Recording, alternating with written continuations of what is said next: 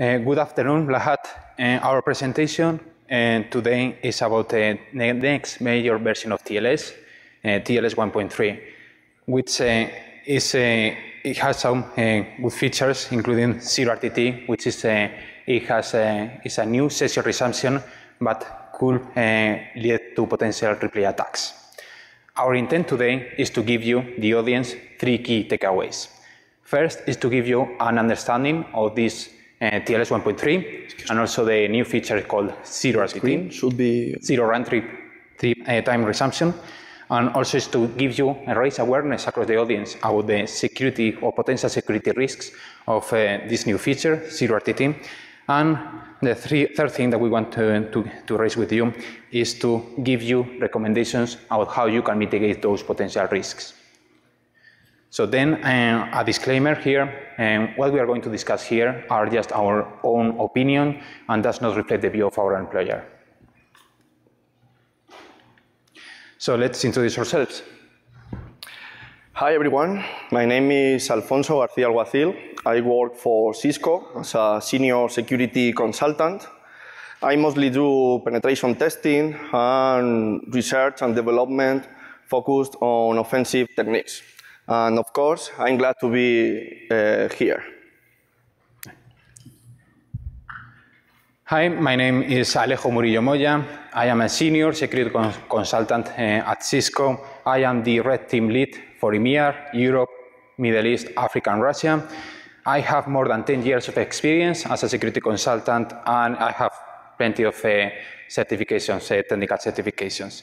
And as Alfonso said, we are really happy to be presenting here today. So now that we have introduced ourselves, let's introduce TLS 1.3. So first, a bit of history. So 4 years ago, a working group was created. And that working group had one mission. And that mission was to develop the new version of TLS, TLS 1.3. There has been 28 iterations on the protocol specification, also called drafts.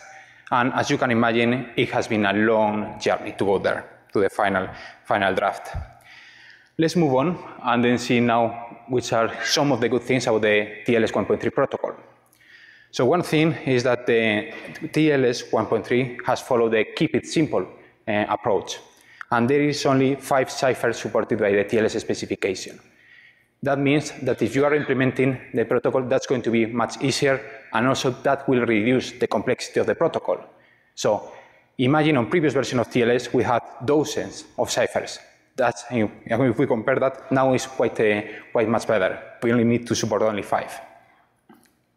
Also, another thing is that we, with TLS 1.3, is not going to be vulnerable to previous known attacks that has been on previous version of TLS. So you can imagine RC4 attacks, RSR attacks, CVC encryption mode attacks, or even compression attacks. Good luck finding them on TLS 1.3, because you're not going to find them.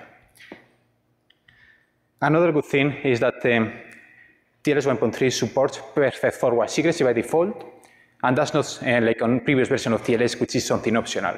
Like here is it by default, and you cannot change it. And let me explain a bit more about the perfect forward secrecy. So imagine that an attacker is able to store all your secure communications.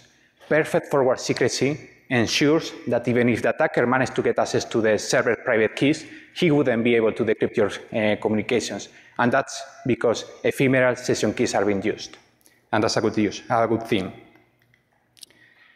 Also about TLS 1.3, he went, I think, around like 2 different formal security analysis, where basically the TLS 1.3 protocol, its machine state, its security assumptions were analyzed, and some weaknesses were identified. And then what happened is with that information, the TLS protocol was refined and improved before its final release. Let's talk now about the compatibility issues. Last year, Chrome and Firefox were doing some field tests, and what they found is that around 5% of the users were having issues connecting to some websites using TLS 1.3. They investigated that, and they found that it seems that behavior was caused by something called middle boxes. A middle box is a corporate networking device which is inspecting or intercepting HTTPS traffic. So what happened at the end is that there were some modifications made to the protocol. Specifically, the TLS 1. Or the previous TLS 1.3 handshake was changed to look like a TLS 1.2 session resumption, and that fixed the issues with the middle boxes. So at the end, what we can say is that the protocol is not as pure as it could be. However, given the circumstances, I think that it was a good thing to do.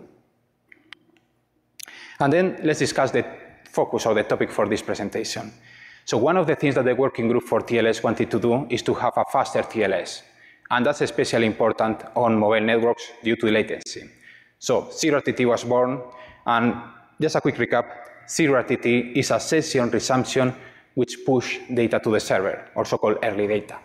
So basically, we will have two key sets of information. One is the session ticket, and the other thing will be the data, or the early data, which would be encrypted using a pre-shared key. Then, when the server receives that message, it will verify the second session ticket, and then if he can decrypt the early data, then he will start processing it. So with ZeroRTT, things are faster. However, it has some security implications. And which are those security implications? First is that we lose perfect forward secrecy on ZeroRTT messages. And second, the ZeroRTT messages could be potentially vulnerable to replay attacks. And that's something really important, because we know TLS, we know it, and replay attacks was never one part of our concerns. But now with ZeroRTT, that's going to change, because we need to take care of replay attacks. So why should I care, or why should you care? Hopefully, with the previous slide, I have convinced you. But if not, you need to, yes, and the protocol is not an internet standard yet. You just need to go for the formal release process. But your browsers are already supporting it. So Firefox, it supports TLS 1.3 and ZeroRTT by default. Chrome is already supporting TLS 1.3. What about the implementations? So we have OpenSSL, which the next version, which is 1.1.1, is on pre-release status and is going to support ZeroRTT and TLS 1.3. Boring SSL is the same. And you may have heard the news, but Facebook has just released their own TLS 1.3 implementation, which is also supporting ZeroRTT. And they said something interesting. If I recall correctly, I think that they said that around 50% of the traffic that they are seeing is using TLS 1.3. Also, the CDNs, if they are not supporting TLS 1.3, they will be planning to support it. So, in summary, TLS 1.3 is already with us, and its use is going to increase in the coming months or even weeks. So now, let's talk about the TLS 1.3 handshake. So imagine that the browser wants to speak with the web application using TLS 1.3. So it will send a client hello message, and he will make some educated guesses about which options or cryptographic options the server may choose. When the server receives that message, it will send back to the client the required cryptographic material in order to do the full handshake, and including the certificate and also a proof that he has the private key of the certificate.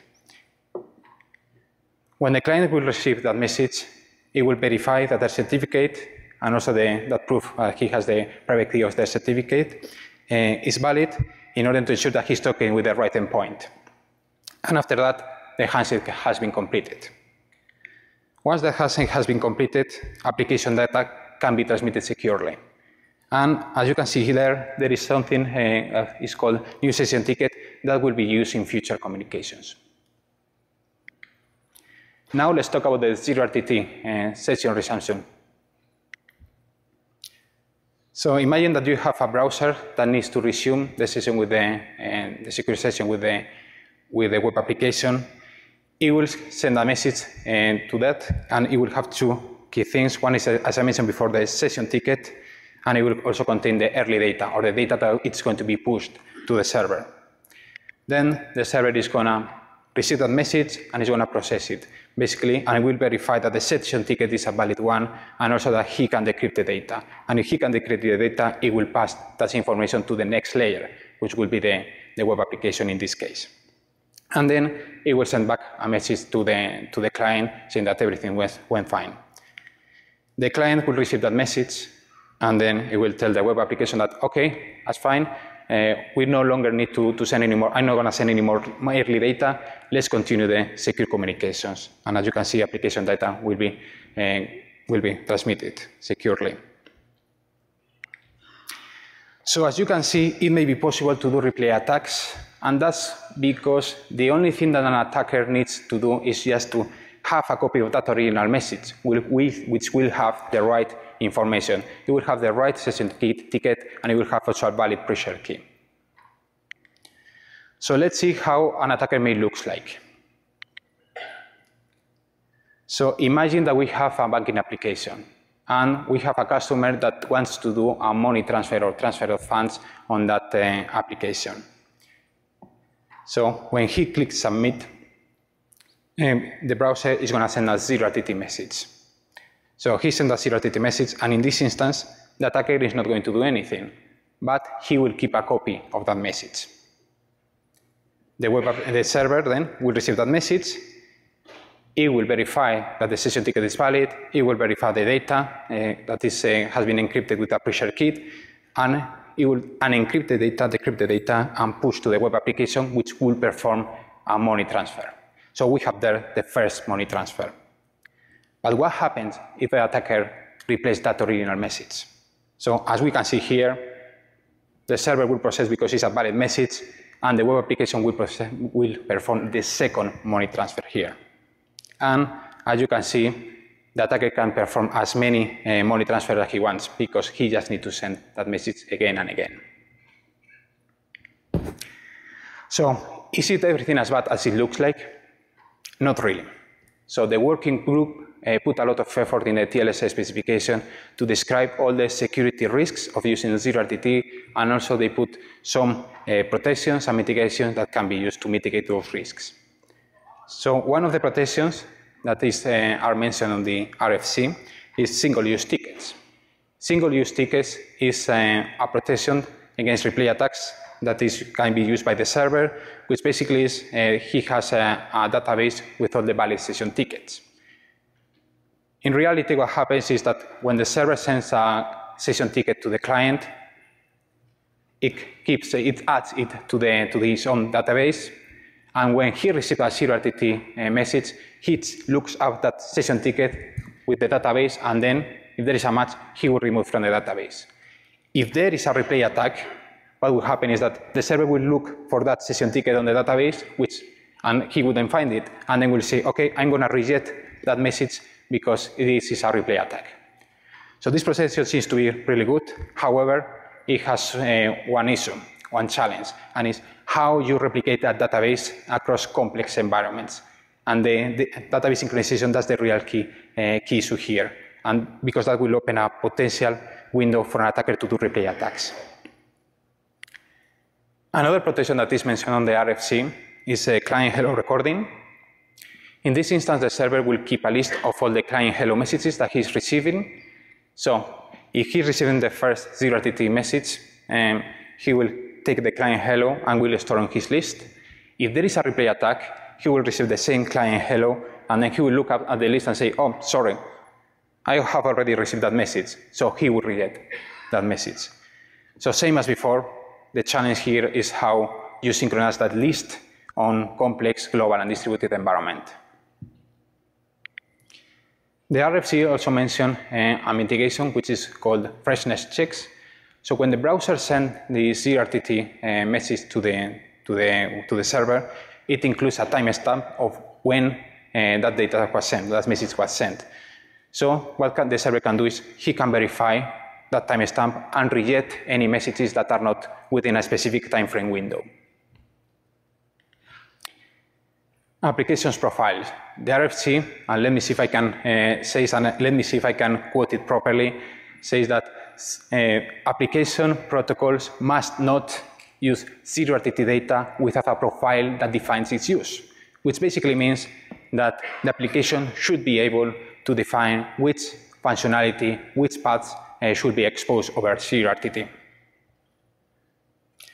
This application profiles is a related RFC and it's work in progress at the moment. And then we have other protections that can be implemented or mitigations.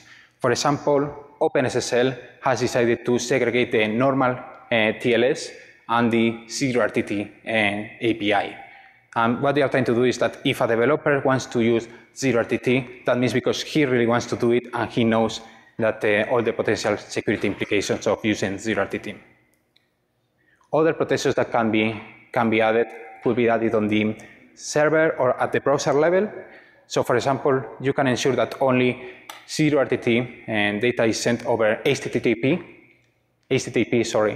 safe methods, which could be get, head, or options methods. Also, another protection that can be done is to make sure that the application, the functionality of your application are replay safe and are idempotent, are only allowing idempotent actions. So idempotent actions basically means that it doesn't matter if you received the same request once or multiple times, the results on the database or in the backend is going to be the same. It's going to have the same state. And finally, the final protection could be just to disable ZeroRTT. So that will be the best protection. So let's see now a table that we have basically created, which what we have seen so far related to TLS 1.3. So the first two columns have the protections that are within the RFC, single-use tickets, and client hello recording. You don't need to implement both, you just need to implement one of those. The third column will be for the application profile, and then the fourth column will be for other interesting nodes. So for example, with OpenSSL, they have implemented single-use tickets, and as I mentioned before, they have segregated APIs for ZeroRTT and normal TLS. But in SSL, ZeroRTT is disabled by default. Then Cloudflare, they are working to implement single-use tickets.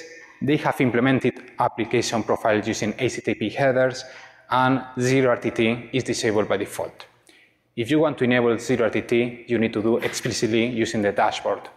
And if you enable it, it will only allow ZeroRTT messages on safe methods, HTTP methods, which will be, for example, GET.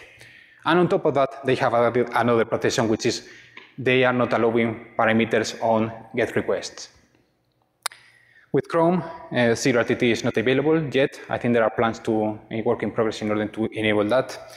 And with Firefox, ZeroRTT and TLS 1.3 are enabled by default. And it's only using ZeroRTT data on safe HTTP methods, which means GET requests can go over ZeroRTT, POST requests are not going to go through ZeroRTT messages.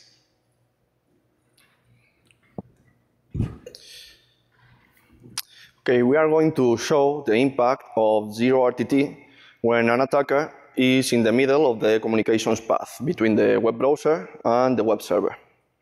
Of course, both the web browser and the web server will have TLS 1.3 and ZeroRTT enabled. As a web browser, we are going to use Firefox with HTTP2 enabled, which is already enabled by default. As a victim application, we are going to use our own banking application, which uses a GET request with REST format to perform a money transfer. Firefox only uses ZeroRTT for secure methods, but how many applications use GET to perform actions which should be made using POST or other methods? Well, we see a lot of them while we are performing web service assessments.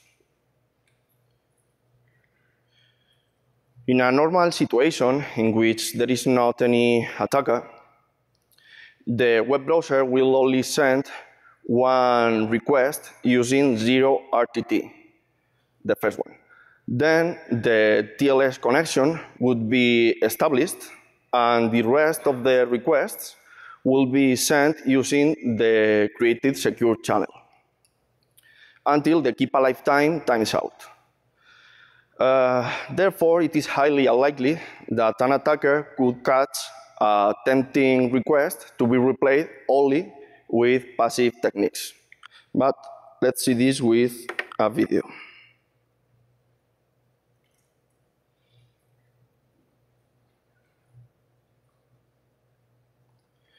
Okay, as I mentioned before, we are using the latest Firefox version.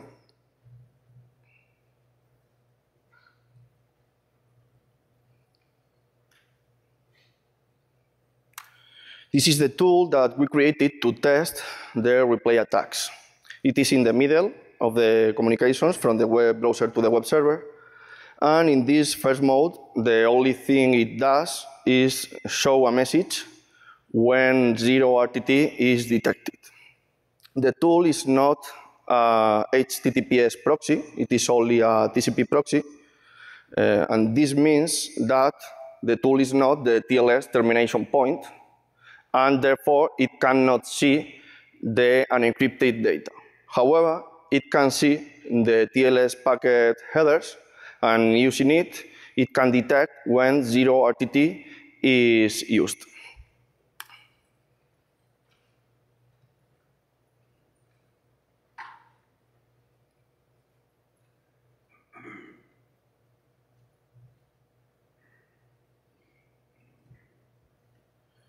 This is our banking application. The domain points directly to the web server.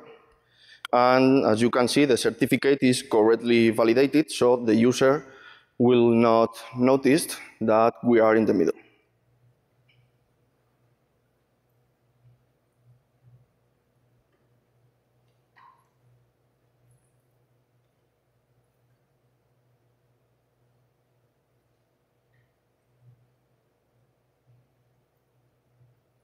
As you can see, although we are performing some requests, nothing is shown by the tool because nothing is sent using 0 RTT. As shown in the timer, we go forward 3 minutes without perform any request to consume the keep alive time.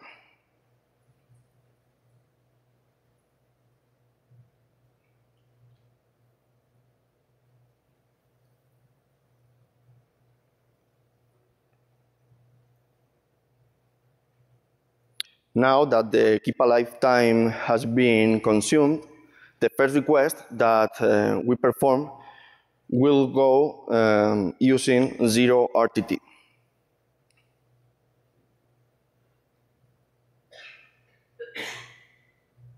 Which is this one, and it could be potentially replayed. However, the next requests will be traveling through the established secure channel, and therefore they cannot be replayed. So this is why we think it is highly unlikely that an attacker can do or can replay a tempting request only with passive techniques. Okay, but can we control when the web browser is using 0 RTT? So can we improve our attack? Okay, the response is that yes, we can. And I'm going to explain how. Here is the TLS full handshake that Alejo already explained. And after this full handshake, or even after a 0 RTT handshake, we want the server to receive the HTTP request and the web browser to receive the server response. If we don't do anything after this, the next requests, as you already saw, will be traveling using the secure channel. But we can finish the connection at the TCP layer using fins or reset packets, and then the web browser will send the next request using 0 RTT. If we do this for every new TLS connection, the most part of the requests will be sent using 0RTT, and therefore there will be much more chances to replay the request that the attacker wants. Let's see this with a video. And well, in this video, we are going to show also our first replay attack. This is the tool, same tool, configured to do this last technique.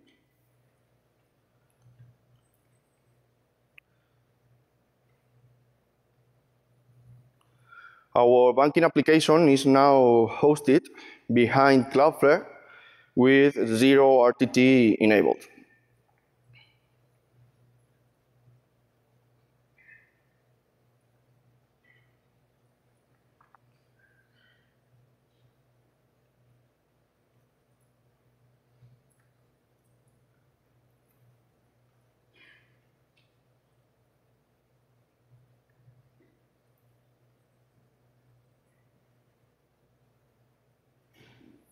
Well, as you can see now, for the most part of the requests,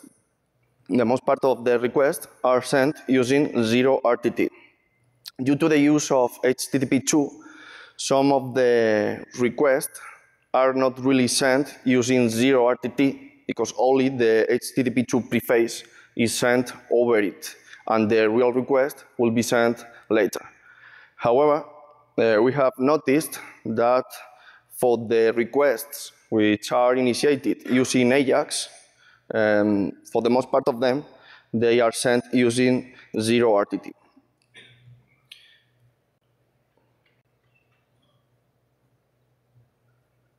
Now perform money transfer,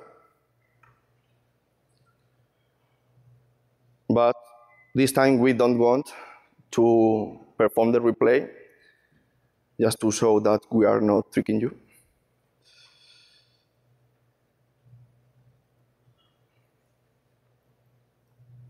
So we have only one money transfer.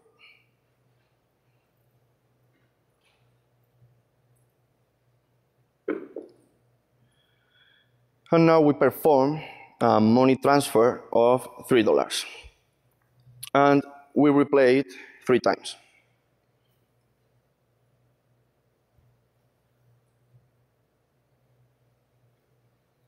And refreshing the transactions list, we can see that the attack was successful.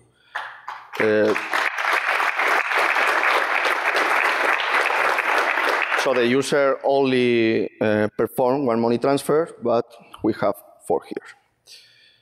Coming back to the slides. Okay, so we have seen how a replay attack can work against a server or an application which is hosted behind a server which doesn't implement single-use ticket or client hello recording. But can we improve our attack? Is it possible to perform a replay attack against a server which is implementing this client hello recording or single-use ticket? The response is yes. In this situation, the web browser sends the HTTP request using 0RTT, and the attacker intercepts it. He sends the 0RTT packets to the web server, and the web server accepts it because it's a fresh 0RTT with a non-use session ticket. However, the attacker is not going to send back the server response. Instead of it, he creates a new TCP socket and sends again the same 0RTT packets.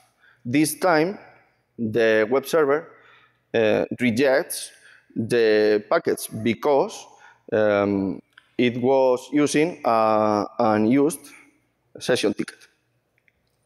This time, the attacker sends back the rejection to the web browser. And according to the RFC, after a rejection of 0RTT, a full handshake has to be made. So it is made, and after this, the web browser will send again the same original request to the web server. And of course, the web server will accept it. But let's see this with another video. Oops, sorry.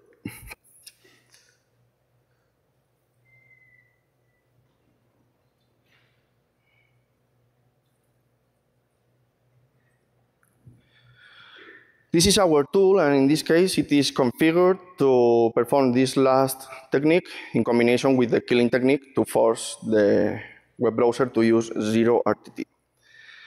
The banking application is now hosted behind a reverse proxy with 0RTT enabled. It uses the pre-release version of OpenSSL, which implements single-use ticket.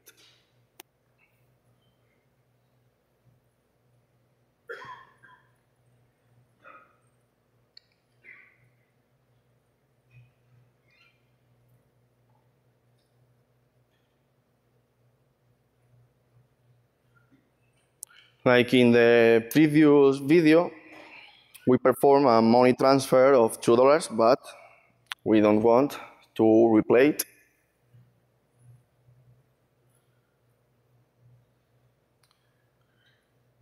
And as you can see, we have only one money transfer in the transactions list. However, now we perform the money transfer of $3 and we want to replay it.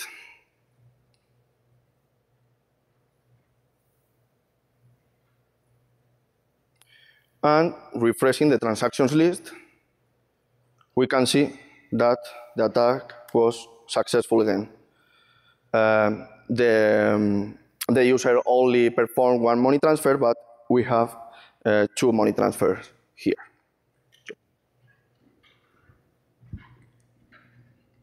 Oops.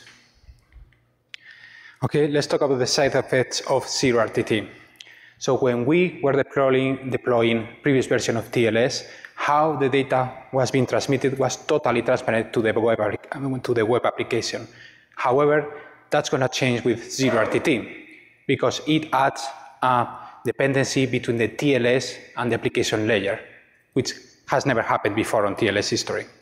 So that means that the application needs to be aware if 0RTT is implemented, because he will need to add additional protections to prevent replay attacks. So at the end, the ultimate defense will be on the application itself to make sure that replay attacks are not possible. So you could be asking how we can do that. So let's see the things that we can do to prevent that. So first of all, we can just disable 0RTT, and please don't enable it unless you are really sure what you are doing. All the things that we can do is just try to make sure that the application is not vulnerable to replay attacks, which one thing that we can do, for example, on the web application would be to apply a strict cross-site request forgery policy, which means that we are not going to apply cross-site request forgery at the session level or at the form level. It will be at the request level. Another mitigation that we can use would be to, for example, the GET requests that are not replay safe, they can be migrated to POST requests, mainly because the web browsers is likely that they are not going to send 0RTT data on POST requests. But that will depend on the browser implementation though.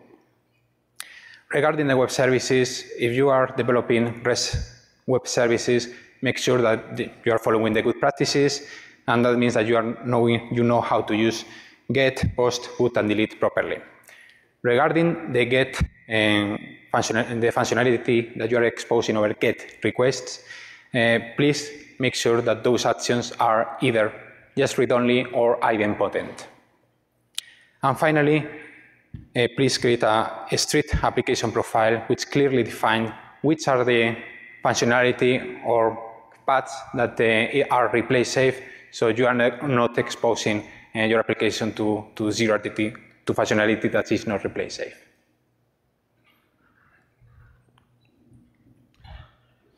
To finish this presentation, we have here 3 takeaways. The first one is that TLS 1.3 is awesome, and all of us should use it, but take care if you use 0RTT, or you enable it. The second one is that your application should be 0RTT aware to prevent side effects. And the last one is that maybe you need to change your application or your server configuration in order to avoid replay attacks. Thank you so much, and if you have any question,